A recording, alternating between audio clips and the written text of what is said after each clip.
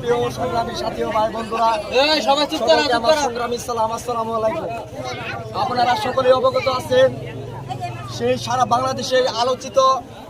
শেরপুর সদর 2018 সালে ধানের শীষ প্রতীক নিয়ে সংগ্রামের সাথে যে নির্বাচন করেছিল, সেই ধারাবাহিকতা আস্থাবাদ বজায় রাখার জন্য 2026-এর এই সংসদ নির্বাচনে বাংলাদেশ জাতীয়বাদী দল বিএনপি শেরপুর সদর আসনে আলহাজ হযরত আলী ভাইয়ের একমাত্র কন্যা সানসিলা জেবরিন প্রিয়াঙ্কাকে ধানের শীষ মনোনীত করায় আজকে 13 নম্বর ইউনিয়ন বিএনপি র্যালিতে যোগদান সাথে আপনাদের সবার সার্বিক কামনা করছি যে আগামী জাতীয় নির্বাচনে